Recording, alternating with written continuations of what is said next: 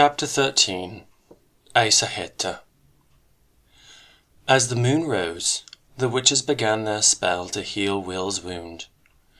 They woke him and asked him to lay the knife on the ground where it caught a glitter of starlight. Lyra sat nearby, stirring some herbs in a pot of boiling water over a fire, and while her companions clapped and stamped and cried in rhythm, Seraphina crouched over the knife and sang in a high, fierce note, little knife, they tore your iron out of Mother Earth's entrails, built a fire and boiled the ore, made it weep, bleed, and flood, hammered it and tempered it, plunging it in icy water, heating it inside the forge, till your blade was blood red, scorching. Then they made you wound the water once again, and yet again, till the steam was boiling fog, and the water cried for mercy. And when you sliced a single shade into 30,000 shadows, then they knew you were ready. Then they called you subtle one. But little knife, what have you done? Unlocked blood gates, left them wide. Little knife, your mother calls you from the entrails of the earth, her deepest mines and caverns, from her secret iron womb. Listen. And Seraphina stamped again and clapped her hands with the other witches, and they shook their throats to make a wild ululation that tore the air like claws. Will, seated in the middle of them, felt a chill at the core of his spine. Then Seraphina Pekkala turned to Will himself, and took his wounded hand in both of hers. When she sang this time, he nearly flinched, so fierce was her high, clear voice, so glittering her eyes, but he sat without moving, and let the spell go on. Blood, obey me, turn around, be a lake and not a river. When you reach the open air, stop, and build a clotted wall. Build it firm to hold the flood back. Blood, your sky is the skull dome, your sun is the open eye, your wind is the breath inside the lungs. Blood, your world is bounded. Stay there. Will thought he could feel all the atoms of his body responding to her command, and he joined in, urging his leaking blood to listen and obey. She put his hand down and turned to the little iron pot over the fire. A bitter stream was rising from it, and Will heard the liquid bubbling fiercely. Seraphina sang, oak bark, spider silk, ground moss, salt weed, grip close, bind tight, hold fast, close up, bar the door, lock the gate, stiffen the blood wall, dry the gore flood. Then the witch took her own knife and split an alder sapling along its whole length. The wounded whiteness gleamed open in the moon. She daubed some of the steaming liquid into the split, then closed up the wood, easing it together from root to the tip, and the sapling was whole again. Will heard Lyra gasp, and turned to see another witch holding a squirming, struggling hare in her tough hands. The animal was panting, wild-eyed, kicking furiously, but the witch's hands were merciless. In one she held its forelegs, and with the other she grasped its hind legs, and pulled the frenzied hare out straight, its heaving belly upward. Seraphina's knife swept across it.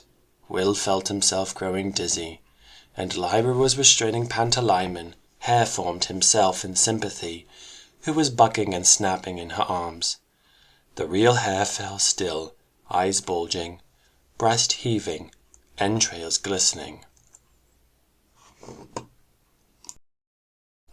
But Seraphina took some more of the decoction and trickled it into the gaping wound, and then closed up the wound with her fingers, smoothing the wet fur over it until there was no wound at all. The witch holding the animal relaxed her grip and let it gently to the ground, where it shook itself, turned to lick its flank, flicked its ears, and nibbled a blade of grass as if it were completely alone. Suddenly it seemed to become aware of the circle of witches around it, and like an arrow it shot away, whole again, bounding swiftly off into the dark. Lyra, soothing Pantalaimon, glanced at Will, and saw that he knew what it meant. The medicine was ready. He held out his hand, and as Seraphina daubed the steaming mixture on the bleeding stumps of his fingers, he looked away and breathed in sharply several times, but he didn't flinch. Once his open flesh was thoroughly soaked, the witch pressed some of the sodden herbs onto the wounds and tied them tight around with a strip of silk. And that was it. The spell was done. Will slept deeply through the rest of the night. It was cold, but the witches piled leaves over him, and Lyra slept huddled close behind his back. In the morning Seraphina dressed his wound again, and he tried to see from her expression whether it was healing, but her face was calm and impassive. Once they'd eaten, Seraphina told the children that the witches had agreed that since they'd come into this world to find Lyra and be her guardians, they'd help Lyra to do what she knew her task to be, namely, to guide Will to his father. So they all set off, and it was quiet going for the most part. Lyra consulted the alethiometer to begin with, but warily, and learned that they should travel in the direction of the distant mountains they could see across the great bay. Never having been this high above the city, they weren't aware of how the coastline curved, and the mountains had been below the horizon. But now when the trees thinned, or when the slope fell away below them, they could look out to the empty blue sea, and to the high blue mountains beyond, which were the destination. It seemed a long way to go. They spoke little.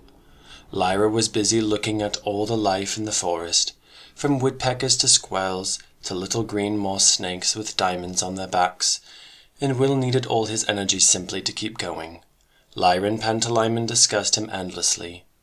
"We could look at the alethiometer," Pantalaimon said at one point when they dawdled on the path, to see how close they could get to a browsing fawn before it saw them. "We never promised not to, and we could find out all sorts of things for him. We'd be doing it for him, not for us." "Don't be stupid," Lyra said. "It would be for us, 'cause he'd never ask.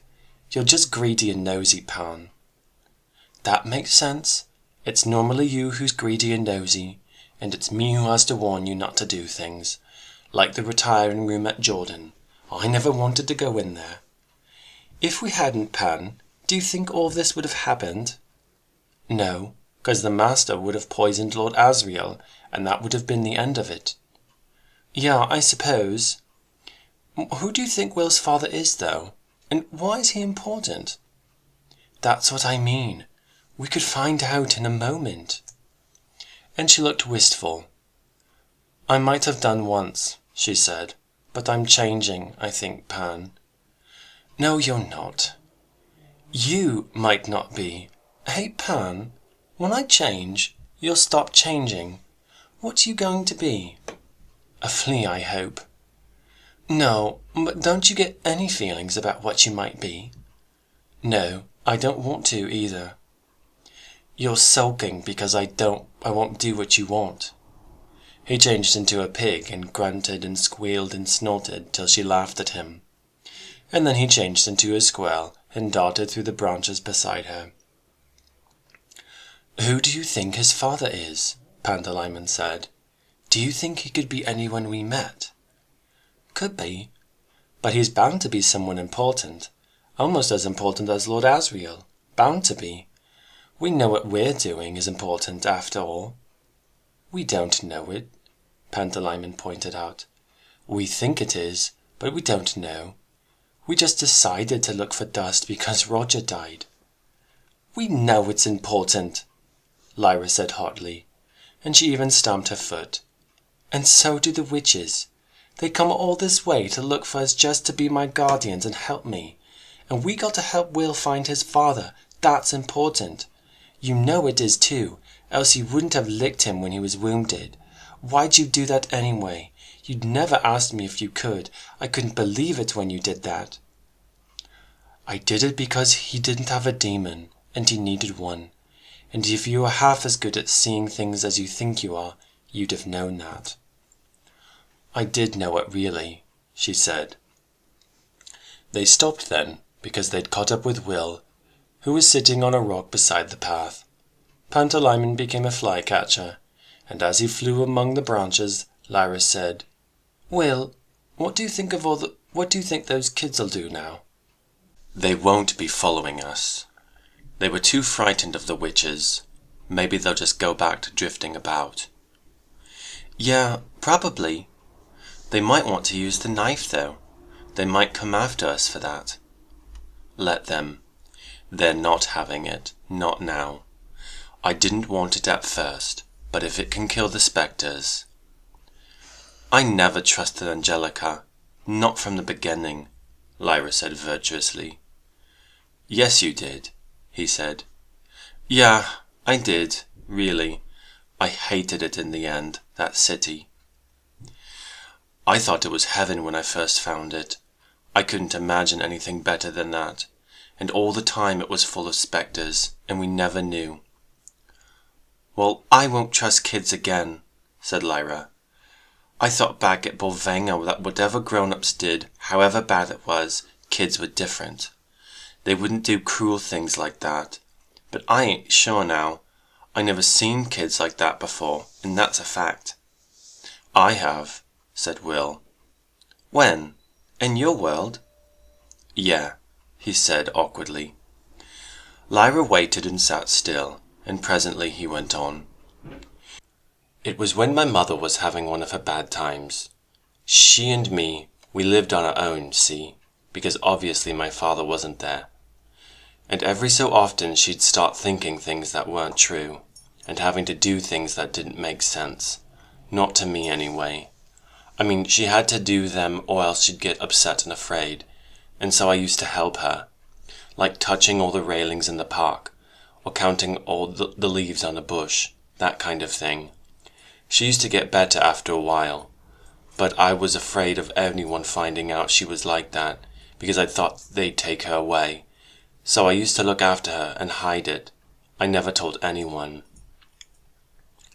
And once she got afraid when I wasn't there to help her. I was at school, and she went out and she wasn't wearing very much, only she didn't know, and some of the boys from my school, they found her, and they started—" Will's face was hot. Without being able to help it, he found himself walking up and down and looking away from Lyra, because his voice was unsteady, and his eyes were watering. He went on. "They were tormenting her, just like those kids at the tower with the cat. They thought she was mad, and they wanted to hurt her, maybe kill her. I wouldn't be surprised. She was just different, and they hated her. Anyway, I found her and I got her home, and the next day in school I fought the boy who was leading them. I fought him, and I broke his arm, and I think I broke some of his teeth. I don't know. And I was going to fight the rest of them too, but I got in trouble, and I realized I'd better stop, because they'd find out. I mean the teachers and the authorities. They'd go to my mother and complain about me, and then they'd find out about how she was, and take her away. So I just pretended to be sorry, and told the teachers I wouldn't do it again, and they punished me for fighting, and I still said nothing, but I kept her safe, see. No one knew apart from those boys, and they knew what I'd do if they said anything. They knew I'd kill them another time, not just hurt them. And a bit later, she got better again. No one knew, ever. But after that, I never trusted children any more than grown-ups. They're just as keen to do bad things, so I wasn't surprised when those kids in Chigatsi did that. But I was glad when the witches came." He sat down again with his back to Lyra, and, still not looking at her, he wiped his hand across his eyes. She pretended not to see.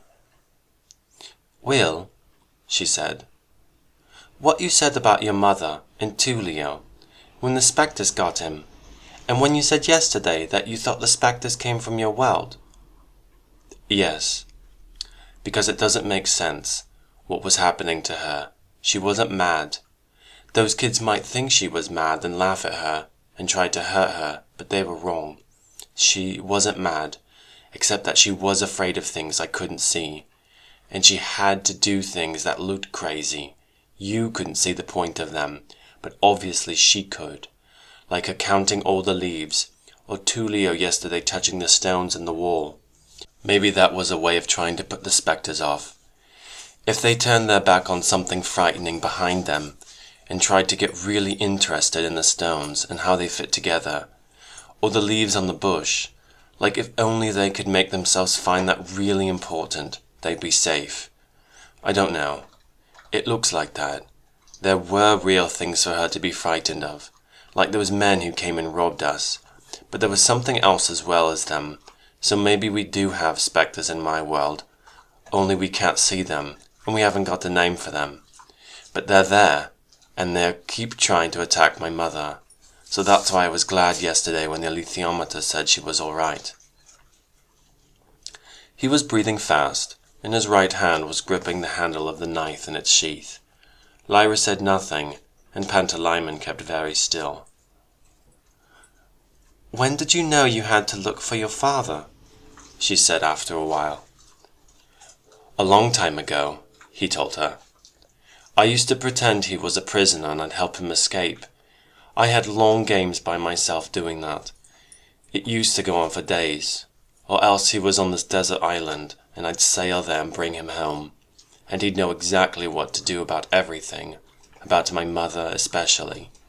And she'd get better, and he'd look after her and me, and I could just go to school and have friends, and I'd have a mother and a father too. So I always said to myself that when I grew up, I'd go and look for my father, and my mother used to tell me that I was going to take up my father's mantle. She used to say that to make me feel good. I didn't know what it meant, but it sounded important." "Didn't you have friends?" "How could I have friends?" he said, simply puzzled. "Friends?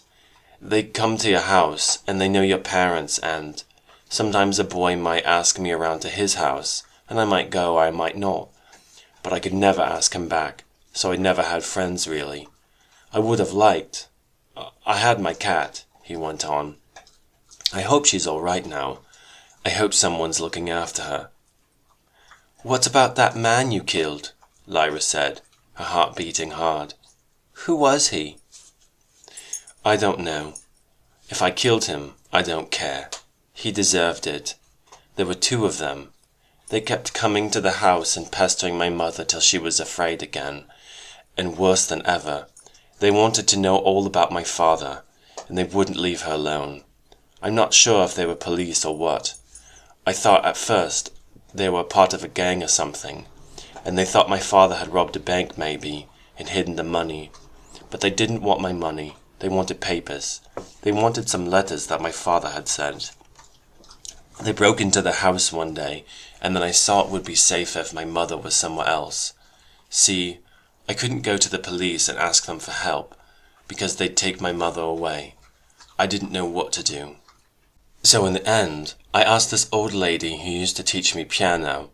She was the only person I could think of. I asked her if my mother could stay with her, and I took her there. I think she'll look after her all right. Anyway, I went back to the house to look for these letters, because I knew where she kept them, and I got them.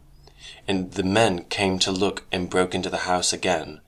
It was night time, or early morning, and I was hiding at the top of the stairs, and Moxie, my cat, Moxie, she came out of the bedroom, and I didn't see her, nor did the man, and when I knocked into him, she tripped him up, and he fell right to the bottom of the stairs.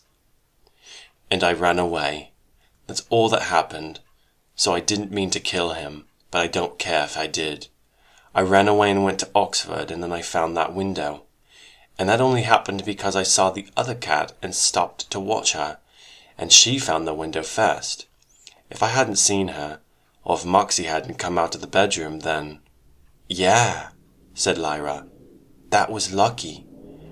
And me and Pan were thinking just now, what if I'd never gone into the wardrobe in the retiring room at Jordan, and seen the master put poison in the wine? None of this would have happened either." Both of them sat silent on the moss-covered rock in the slant of the sunlight through the old pines, and thought how many tiny chances had conspired to bring them to this place. Each one of those chances might have gone a different way. Perhaps in another world, another Will had not seen the window in Sunderland Avenue, and had wandered on tired and lost toward the Midlands until he was caught. And in another world, Pantalaimon had persuaded another Lyra not to stay in the retiring room, and another Lord Asriel had been poisoned, and another Roger had survived to play with Lyra forever on the roofs and alleys of another unchanging Oxford. Presently Will was strong enough to go on, and they moved together along the path, with the great forest quiet around them. They travelled on through the day, resting, moving, resting again, as the trees grew thinner and their land grew more rocky. Lyra checked the alethiometer. "Keep going," it said. "This is the right direction." At noon they came to a village untroubled by spectres. Goats pastured on the hillside, a grove of lemon trees cast shade on the stony ground, and children playing in the stream called out and ran for their mothers at the sight of the girl in the tattered clothing, and white-faced, fierce-eyed boys in the blood-stained shirt, and the elegant greyhound that walked beside them. The grown-ups were wary, but willing to sell some bread and cheese and fruit for one of Lyra's gold coins. The witches kept out of the way, though both children knew that they'd be there in a second if any danger threatened. And after another round of Lyra's bargaining, one old woman sold them 2 flasks of goatskin and a fine linen shirt, and Will renounced his filthy t-shirt with relief, washing himself in the icy stream and lying to dry in the hot sun afterward. Refreshed, they moved on. The land was harsher now. For shade they had to rest in the shadow of rocks, not under wide-spreading trees, and the ground underfoot was hot through the soles of their shoes. The sun pounded at their eyes. They moved more and more slowly as they climbed, and when the sun touched the mountain rims, they saw a little valley open below them. They decided to go no farther. They scrambled down the slope, nearly losing their footing more than once, and then had to shove their way through thickets of dwarf rhododendrons, whose dark glossy leaves and crimson flower clusters were heavy with the hum of bees. They came out in the evening shade on a wild meadow bordering a stream. The grass was knee-high and thick with cornflowers, gentians, and cinquefoil. Will drank deeply in the stream, and then lay down. He couldn't stay awake, and he couldn't sleep either. His head was spinning, a daze of strangeness hung over everything, and his hand was sore and throbbing. And what was worse, it had begun to bleed again. When Seraphina looked at it, she put more herbs on the wound, and tied the silk tighter than ever, but this time her face was troubled. He didn't want to question her, for what would be the point? It was plain to him that the spell hadn't worked, and he could see she knew it too. As darkness fell, he heard Lyra come to lie down close by, and presently he heard a soft purring. Her demon, cat-formed, was dozing with folded paws only a foot or 2 away from him, and Will whispered, "Pantalaimon?" The demon's eyes opened. Lyra didn't stir. Pantalaimon whispered, "Yes?" "Pan, am I going to die?" "The witches won't let you die, nor will Lyra." "But the spell didn't work. I keep losing blood. I haven't much left to lose, and it's bleeding again, and it won't stop. I'm frightened." "Lyra doesn't think you are, doesn't she? She thinks you're the bravest fighter she ever saw, as brave as York Bernison." "I suppose I'd better not try to seem frightened then," Will said. He was quiet for a minute or so, and then he said, "I think Lyra's braver than me. I think she's the best friend I ever had." "She thinks that about you as well," whispered the demon. Presently Will closed his eyes. Lyra lay unmoving, but her eyes were wide open in the dark, and her heart was beating hard. When Will next became aware of things, it was completely dark, and his hand was hurting more than ever. He sat up carefully and saw a fire burning not far away, where Lyra was trying to toast some bread on a forked stick. There were a couple of birds roasting on a spit as well, and Will came to sit nearby. Seraphina Pekkala flew down. "Will," she said, "eat these leaves before you have any other food." She gave him a handful of soft, bitter-tasting leaves that somewhat like sage, and he chewed them silently and forced them down. They were astringent, but he felt more awake and less cold, and the better for it. They ate the roasted birds, seasoning them with lemon juice, and then another witch brought some blueberries she'd found below the scree, and then the witches gathered round the fire. They talked quietly. Some of them had flown high up to spy, and one had seen a balloon over the sea.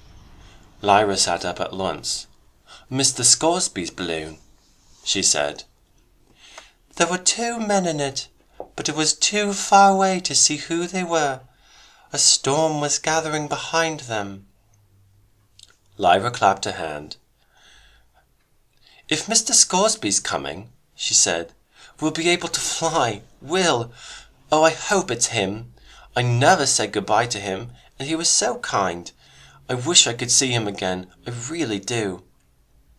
The witch Utica was listening, with a red-breasted robin demon bright-eyed on her shoulder, because the mention of Lee Scoresby had reminded her of her quest she'd set out on. She was the witch who loved Stanislaus Grumman, and whose love he'd turned down. The witch Seraphina Pekkala had brought into this world to prevent her from killing him in their own. Seraphina might have noticed, but something else happened. She held up her hand and lifted her head, as did all the other witches. Will and Lyra could hear very faintly to the north the cry of some night bird. But it wasn't a bird. The witches knew it at once for a demon. Seraphina Pekkala stood up, gazing intently into the sky. "I think it's Ruta Skadi," she said. They kept still, tilting their heads to the wide silence, straining to hear. And then came another cry, closer already, and then a third, and at that all the witches seized their branches and leapt into the air. All but 2, that is, who stood close by, arrows at their bowstrings, guarding Will and Lyra. Somewhere in the dark above, a fight was taking place, and only seconds later, it seemed, they could hear a rush of flight, the whiz of arrows, the grunt and scream of voices raised in pain or anger or command. And then with a thud so sudden they had no time to jump, a creature fell from the sky at their feet, a beast of leathery skin and matted fur that Lyra recognized as a Cliff Ghast, or something similar. It was broken by the fall, and an arrow protruded from its side, but it still lurched up and lunged with a flopping malice at Lyra.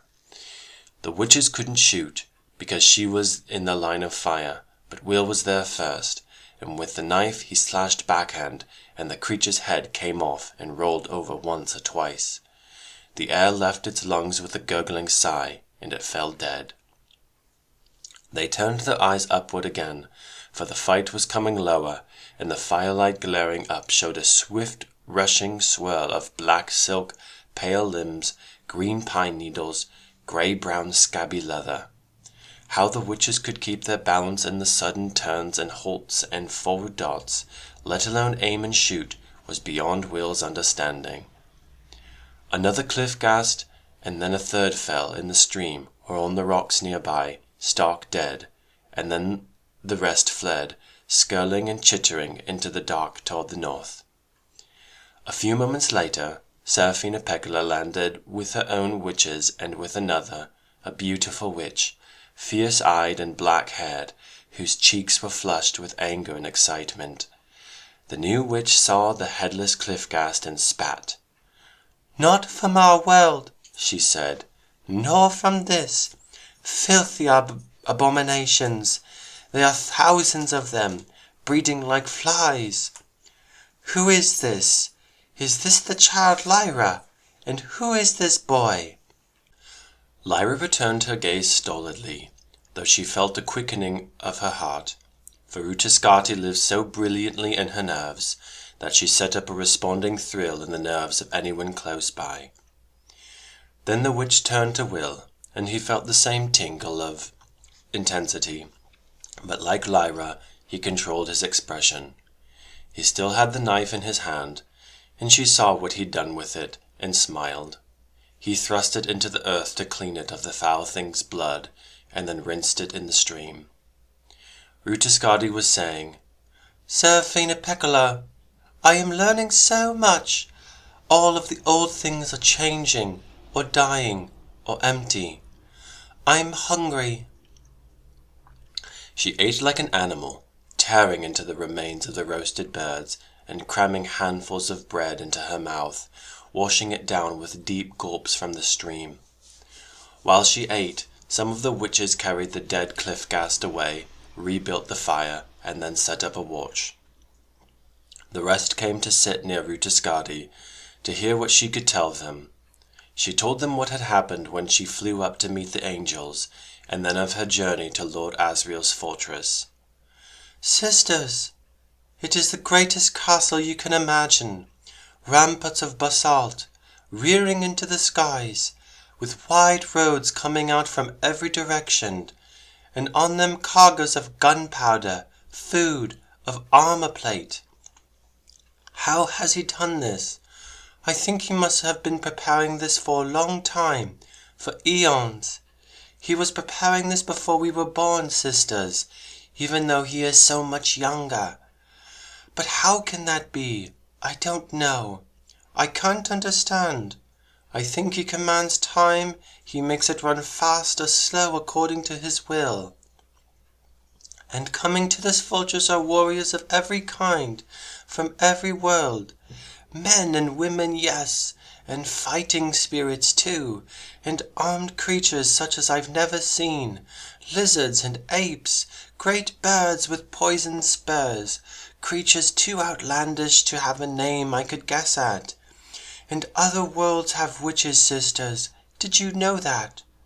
I spoke to a witch from a world like ours, but profoundly different, for those witches live no longer than our short lives, and there are men among them too, men witches who fly as we do."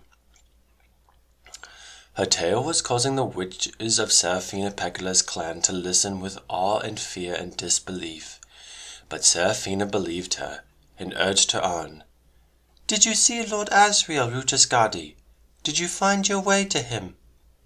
"Yes, I did, and it was not easy, because he lives at the centre of so many circles of activity, and he directs them all.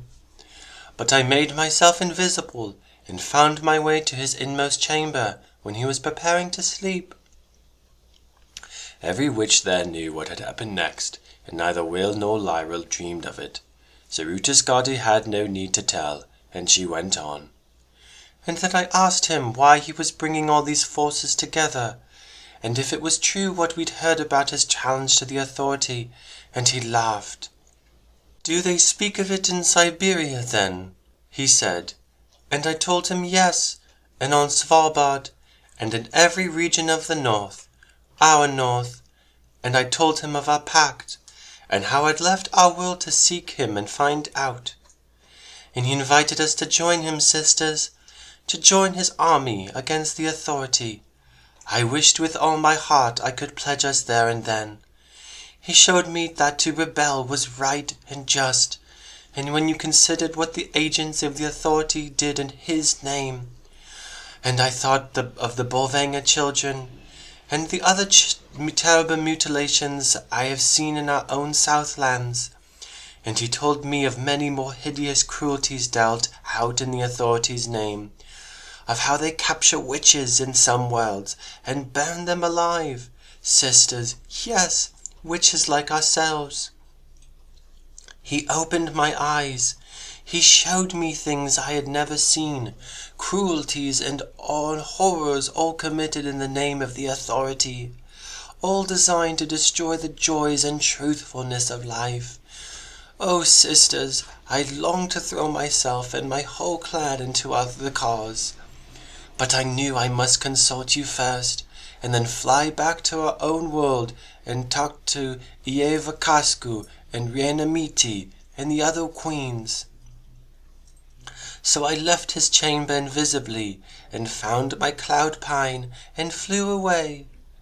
But before I'd flown far, a great wind came up and hurled me high into the mountains, and I had to take refuge on a cliff top. Knowing the sort of creatures who live on cliffs, I made myself invisible again, and in the darkness I heard voices. It seemed that I'd stumbled on the nesting place of the oldest of all Cliff Ghasts. He was blind, and they were bringing him food, some stinking carrion from far below, and they were asking him for guidance. "Grandfather," they said, "how far back does your memory go?" "Way, way back, back long before humans," he said, and his voice was soft and cracked and frail. "Is it true that the greatest battle ever known is coming soon, Grandfather?" "Yes, children," he said, "a greater battle than the last one even. Fine feasting for all of us. These will be the days of pleasure and plenty for every Ghast in the world." "And who's going to win, Grandfather? Is Lord Asriel going to defeat the Authority?" "Lord Asriel's army numbers millions," the old Cliff Ghast told them, "assembled from every world. It's a greater army than the one that fought the Authority before, and it's better led. As for the forces of the Authority, why, they number 100 times as many. But the Authority is age-old, far older even than me, children, and his troops are frightened, and complacent where they're not frightened. It would be a close fight, but Lord Asriel would win, because he is passionate and daring, and he believes his cause is just, except for one thing, children. He hasn't got Asa Hater. Without Asa Hater, he and all his forces will go down to defeat, and then we shall feast for years, my children." And he laughed and gnawed the stinking old bone they'd brought to him, and the others all shrieked with glee. Now you can imagine how I listened hard to hear more about this Asa Hater, but all I could hear over the howling of the wind was a young Ghast asking, "If Lord Asriel needs Asa Hater, why doesn't he call him?" And the old Ghast said, "Lord Asriel knows no more about this Asa Hater than you do, child. That is the joke. Laugh long and loud." But as I tried to get closer to the foul things to learn more, my power failed, sisters. I couldn't hold myself invisible any longer. The younger ones saw me and shrieked out, and I had to flee back into this world through the invisible gateway in the air. A flock of them came after me, and those are the last of them, dead over there. But it's clear that Lord Asriel needs us, sisters. Whoever this Asa Hater is, Lord Asriel needs us. I wish I could go back to Lord Asriel now and say, 'Don't be anxious, we're coming. We, the witches of the north, we shall help you win. Let's agree now, Seraphina Pekkala, and call a great council of all the witches, every single clan, and make war.'" Seraphina Pekkala looked at Will, and it seemed to him that she was asking his permission for something, but he could give no guidance, and she looked back at Rutascadi. "Not us," she said. "Our task now is to help Lyra, and her task is to guide Will to his father. You should fly back, agreed, but we must stay with Lyra." Rutascadi tossed her head impatiently. "Well, if you must," she said. Will lay down, because his wound was hurting him, much more now than when it was fresh. His whole hand was swollen. Lyra too lay down, with Pantalaimon curled at her neck, and watched the fire through half-closed lids, and listened sleepily to the murmur of the witches. Rutascadi walked a little way upstream, and Seraphina Pekkala went with her. "Ah, Seraphina Pekkala, "You should see Lord Asriel," said the Latvian queen quietly. "He is the greatest commander that ever was. Every detail of his forces is clear in his mind. Imagine this daring of it, to make war on the Creator. But who do you think this Asa Hater can be? And how have we not heard of him? And how can we urge him to join Lord Asriel?" "Maybe it's not to him, sister. We know as little as the young Cliff Ghasts. Maybe the old grandfather was laughing at his ignorance. The word sounds as if it means God Destroyer. Did you know that?" "Then it must mean us after all, Serafina Pekkala. And if it does, then how much stronger his forces will be when we join them. Ah, I long for my arrows to kill those fiends from Bolvangar, and every Bolvangar in every world. Sister, why do they do it? In every world the agents of the authority are sacrificing children to the cruel god. Why? Why?" "They are afraid of dust," said Serafina Pekkala, "though what that is I don't know." "And this boy you found, who is he? What world does he come from?" Serafina Pekkala told her all she knew about Will. "I don't know why he's important," she finished, "but we serve Lyra, and her instrument tells her that that is her task. And, sister, we tried to heal his wound, but we failed. We tried the holding spell, but it didn't work. Maybe the herbs in this world are less potent than ours. It's too hot here for blood moss to grow." "He's strange," said Rutiscadi. "He is the same kind as Lord Asriel. Have you looked into his eyes?" "To tell the truth," said Serafina Pekkala, "I haven't dared." The two queens sat quietly by the stream. Time went past. Stars set, and the other stars rose. A little cry came from the sleepers, but it was only Lyra dreaming. The witches heard the rumbling of a storm, and they saw the lightning play over the sea in the foothills, but it was a long way off. Later, Rutiscadi said, "The girl Lyra, what of the part she was supposed to play? Is this it? She's important because she can lead the boy to his father? It was more than that, wasn't it?" "That's what she has to do now. But as for later, yes, far more than that. What we witches have said about the child is that she would put an end to destiny. Well, we know the name that would make her meaningful to Mrs. Coulter, and we know that the woman doesn't know it. The witch she was torturing on the ship near Svalbard nearly gave it away, but Yambe Akka came to her in time. But I'm thinking now that Lyra might be what you heard those Ghasts speak of, this Asa Hater. Not the witches, not those angel beings, but the sleeping child, the final weapon in the war against the authority. Why else would Mrs. Coulter be so anxious to find her?" "Mrs. Coulter was a lover of Lord Asriel's," said Rutiscadi. "Of course, and Lyra is their child, Serafina Pekkala. If I had borne his child, what a witch she would be, a queen of queens." "Hush, sister," said Serafina. "Listen, and what's that light?" They stood, alarmed that something had slipped past their guard, and saw a gleam of light from the camping place, not firelight though, nothing remotely like firelight.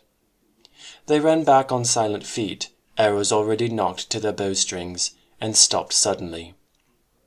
All the witches were asleep on the grass, and so were Will and Lyra, but surrounding the two children were a dozen or more angels, gazing down at them. And then Serafina understood something for which the witches had no word. It was the idea of pilgrimage. She understood why these beings would wait for thousands of years and travel vast distances in order to be close to something important, and how it would feel differently for the rest of time, having been briefly in its presence. That was how these creatures looked now, these beautiful pilgrims of rarefied light, standing around the girl with the dirty face and the tartan skirt, and the boy with the wounded hand who was frowning in his sleep. There was a stir at Lyra's neck. Pantalaimon, a snow-white ermine, opened his black eyes sleepily and gazed around unafraid. Later, Lyra would remember it as a dream. Pantalaimon seemed to accept the attention as Lyra's due, and presently he curled up again and closed his eyes. Finally one of the creatures spread his wings wide. The others, as close as they were, did so too, and their wings interpenetrated with no resistance, sweeping through one another like light through light, until there was a circle of radiance around the sleepers on the grass. Then the watchers took to the air, one after another, rising like flames into the sky and increasing in size as they did so, until they were immense, but already they were far away, moving like shooting stars toward the north. Seraphina and Rutascadi sprang into their pine branches and followed them upward, but they were left behind.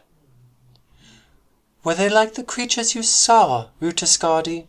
said Seraphina, as they slowed down in the middle airs, watching the bright flames diminish toward the horizon. "Bigger, I think, but the same kind. They have no flesh. Did you see that? All they are is light. Their senses must be so different from ours, Seraphina Pecola. I'm leaving you now to call all the witches of our north together. When we meet again, it will be war-time. Go well, my dear." They embraced in mid-air, and Rutascadi turned and sped southward. Seraphina watched her go, and then turned to see the last of the gleaming angels disappear far away. She felt nothing but compassion for those great watchers. How much they must miss never to feel the earth beneath their feet, or the wind in their hair, or the tingle of starlight on their bare skin. And she snapped a little twig off the pine branch she flew with, and sniffed the sharp resin smell with greedy pleasure, before flying slowly down to join the sleepers on the grass.